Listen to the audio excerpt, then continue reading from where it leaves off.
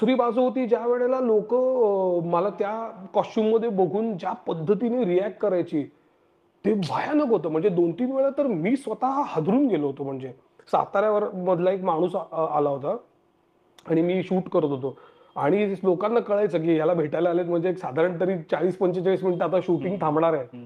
आणि तो माणूस त्याच्या कुटुंबासकट आला होता आणि तो मला बघून थरथर, थरथर, थर करत तो रडायलाच लागला. आणि एक साधारण 50-55 वर्षाचा माणूस तुझ्यासमोर असा धाय मोकलून रडतोय, हे बघून मला कळेना की ह्याला आपण कसं शांत करावं बरोबर, किंवा काय? तर बरोबर. मी त्यांना म्हटलं, साहेब मी ते नाहीये. मी फक्त ही भूमिका करतोय. करतोय. बरोबर, मी फक्त एक निमित्त मात्र आहे त्यांचे विचार कोणापर्यंत बरोबर. तरी पोहोचवायचा.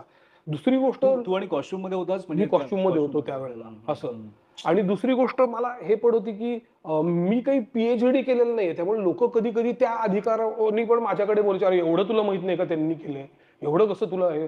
त्यांचे हिस्टॉरिकल जे मेन हे होते, प्रसंग जे एवढं आहेत. सगळं हो. मला म्हणजे बरोबर. शक्य नाहीये. कारण पी-एच-डी करतात रे लोकं त्यांच्या सगळ्या थिसिसवर आणि याच्यावर. करेक्ट.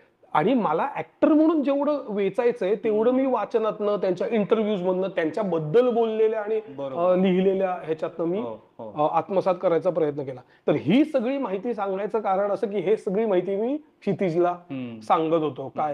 हं, हं. आणि मग कॅमेराच्या नंतर सुद्धा जेव्हा लोकं तुम्हाला एका भयंकर समाज सुधारकच्या ह्याच्यातनंच जजमेंटनी बघत असतात. हं, हं. त्यामुळे तुम्ही कसे नीट वागले पाहिजेत, तुम्ही कसे व्यसनं नाही करायला पाहिजेत, असं एक कुठलं तरी कंपल्शन ॲक्टरवरती मी बरोबर, अनुभवलेलं बरोबर. आहे, हं, हं, हं. की ते एका